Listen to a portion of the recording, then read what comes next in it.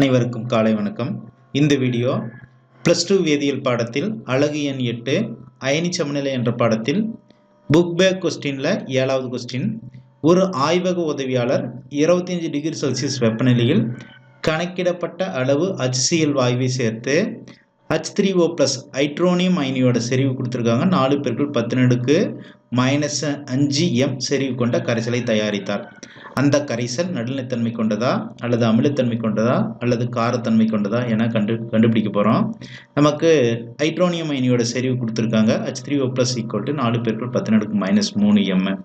எனவே நேரடியாக pH மதிப்பு கண்டுபிடிச்சோம்னா அது அமிலத்தன்மை கொண்டதா காரத்தன்மை கொண்டதா அல்லது நடுநிலைத்தன்மை கொண்டதான்னு ஈஸியாக கண்டுபிடிச்சிடலாம். pH 7ஆக இருந்தால் நடுநிலைத்தன்மை கொண்டது, pH 7ஐ விட குறைவாக இருந்தால் அமிலத்தன்மை கொண்டது, pH 7ஐ விட அதிகமாக இருந்தால் காரத்தன்மை கொண்டது.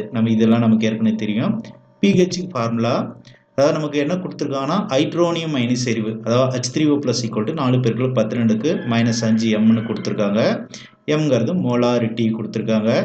அதாவது கரைசலோட செறிவு ஹைட்ரோனியம் அயனியோட செறிவு கொடுத்துருக்காங்க. pH ஃபார்முலா நமக்கு ஏற்கனவே தெரியும். pH = log H3O+. அடுத்த ஸ்டெப்பில் இந்த H3O+ ஹைட்ரோனியம் அயனியோட செறிவை என்ன கொடுத்துருக்காங்க அதை அப்படியே எடுத்து சப்ஸ்டியூட் பண்ணிக்கலாம். pH = log 4×10⁻⁻5. லாகில் பெருக்கல் இருக்குது, எனவே இதை பிரித்து எழுதிக்கலாம். பாருங்கள், மைனஸ் பொதுவாக எடுத்துகிட்டு log 4 + log 10⁻⁻5ன்னு பிரித்து எழுதிக்கிறோம்.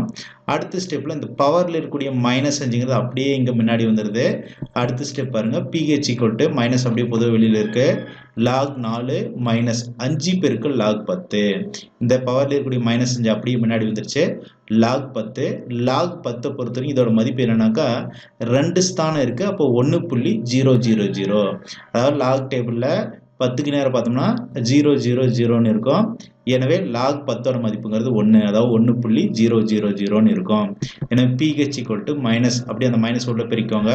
-log 4 -× இங்கே ஒரு மைனஸ் இருக்குது, வெளியில் ஒரு மைனஸ் இருக்குது. அப்போ -× +5 log 10ஓட மதிப்பு 1. ஸோ 1 × 5 = 5ன்னு வந்துடுது.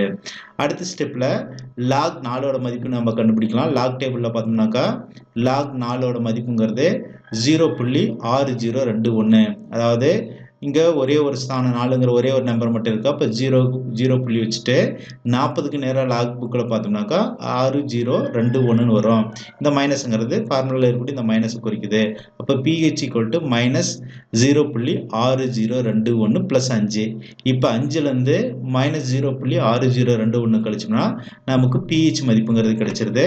pH = 4.3979. எனவே pH 7ஐ விட குறைவாக இருந்தால் அமில கரைசலாகும். நமக்கு என்ன pH மதிப்பு கிடைச்சிருக்குன்னா pH = 4.3979 கிடைச்சிருக்கு.